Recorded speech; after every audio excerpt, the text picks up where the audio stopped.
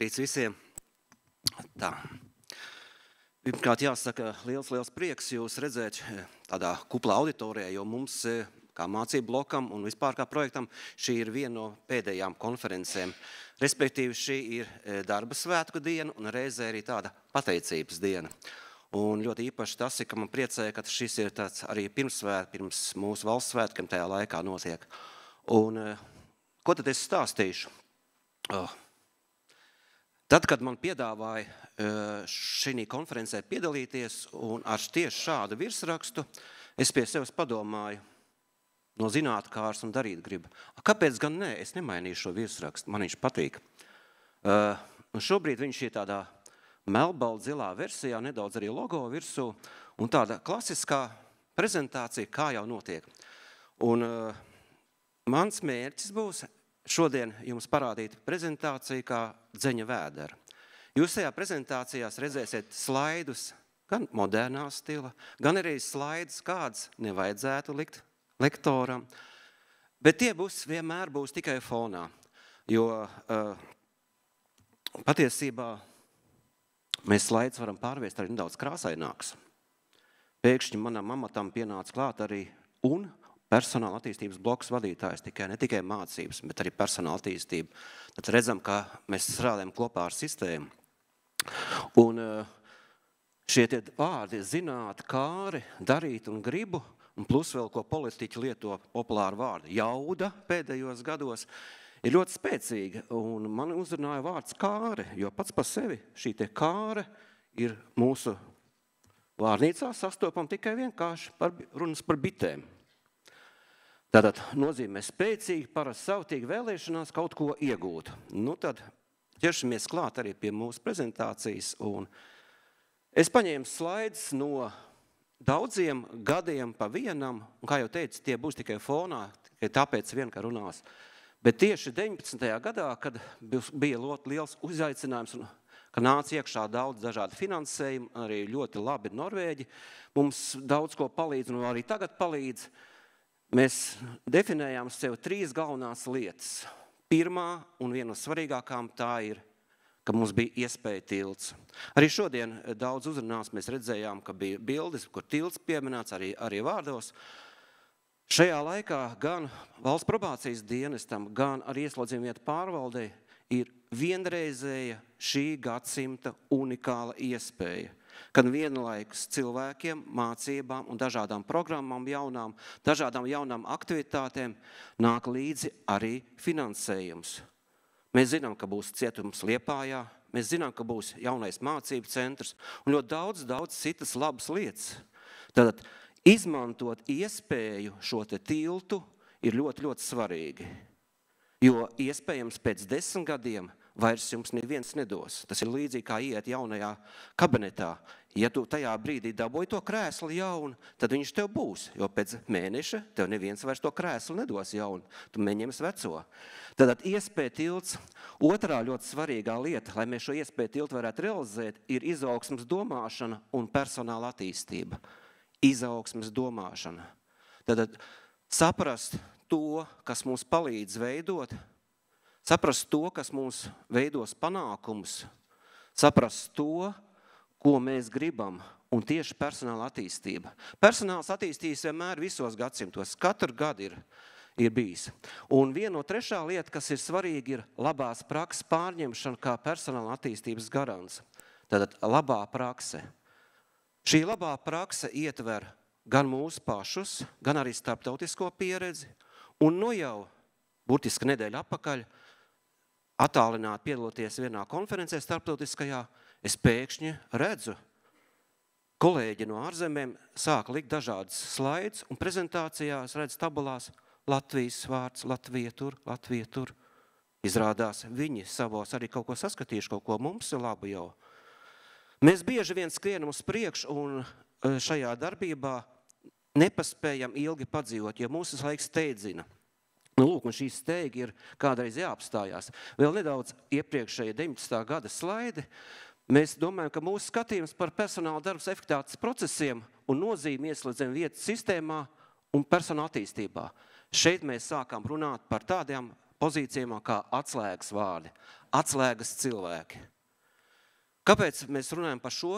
Tāpēc, ka ļoti svarīgi ir, kuri cilvēki mācās un vai viņš aiziet uz īstajām mācībām.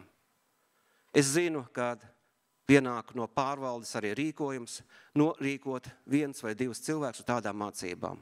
Un tad uz vietām lem, kas nu brauc, daži pats piesakās, daži jau vairākas reizes to dara, bet katrā ziņā, vai ir īstais cilvēks bijis tieši uz tām mācībām, vai viņš ir dzirdējis un ko viņš atnesa savam kolektīvam, tas ir ļoti svarīgi.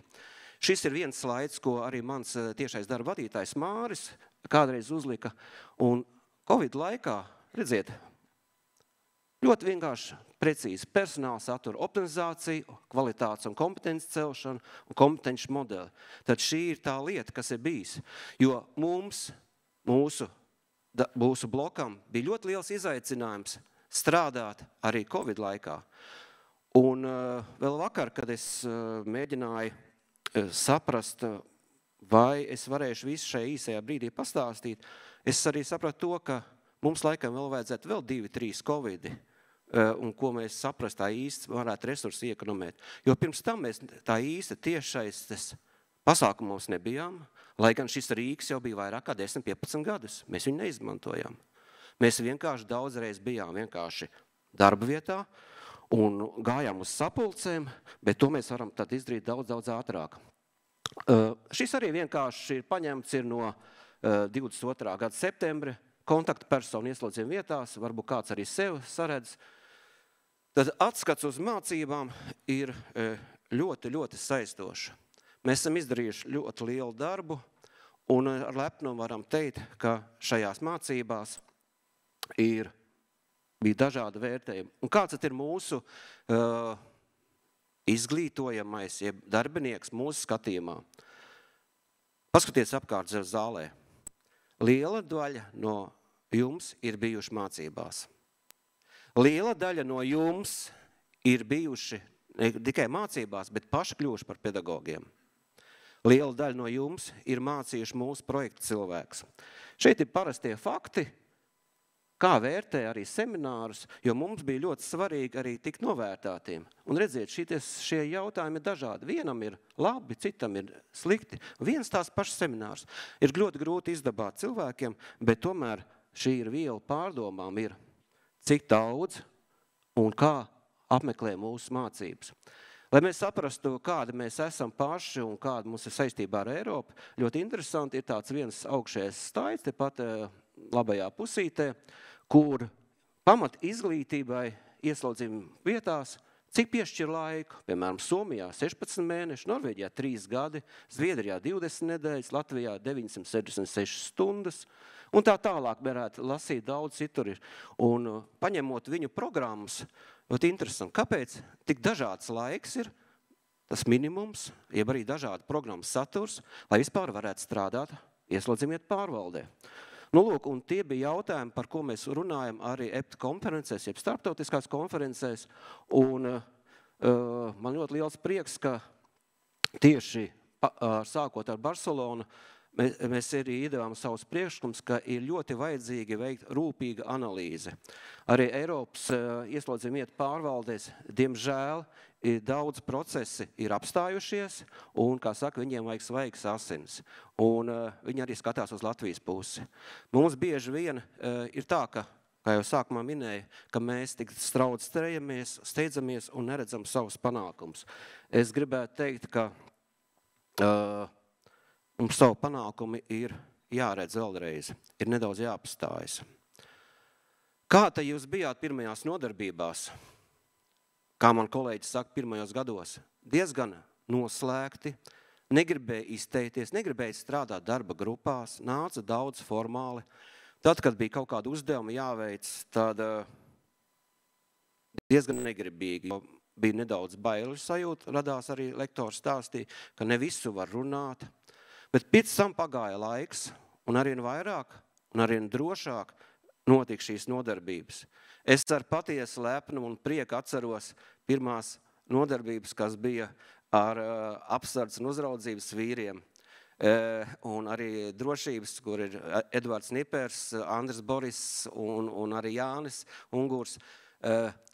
Man ļoti liels bija prieks par to, ka paši vadītāji ne tikai atsūtīja savus padotos, bet arī paši vadītāji piedalījās šīs te nodarbībās, ka padotie redzēja, ka arī vadītājs mācās. Un viņi nāca ne tikai vienreiz, viņi atnāca vairākas reizes. Un pat labākā atziņa bija tā, ka vadītāji saprata, ko nozīmē kontrolēt nodarbināto par viņu darba kvalitāti. Pa priekšu darbinieks ir jāapmāca, un pēc tam no viņa var prasīt rezultātus. Un tieši to arī izdarīja jau minētās personas, ka pa priekšu viņa apmācīja darbinieks, pēc tam veica pārbaudes, un pēc tam viņa inspicēja. Tas ir ļoti labs piemērs. Nu, lūk, un tagad tā kā nevajag taisīt slaidus. Jūs sapratāt? Tad visi lasa šajā brīdī.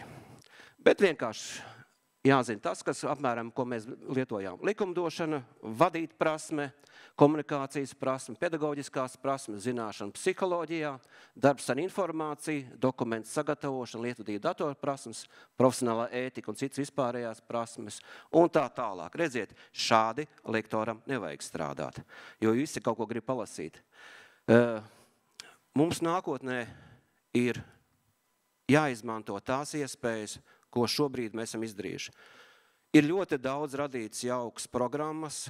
Paldies maniem tiešajiem kolēģiem no mana mācību bloka. Šodien ir tā reize, kad es gribētu pateikt lielu paldies projekta kaimiņu bloka kolēģiem, jo mēs strādājam bieži vien kā vienotas komandas. Šodien ir tā reize, ka es gribētu pateikt arī lielu paldies gan ieslodzījuma pārvaldes, gan arī probācijas dienas darbiniekiem, jo tieši sadarbībā, jo tieši tajā ķīmijā, kas pa vidu, radās mūsu darba rezultāti. Es gribētu, lai jūs, aizjot no konferences, būtu pārliecināti, ka tas, ko jūs darījāt, un jūs darījāt daudzus gadus, tas bija pareizi.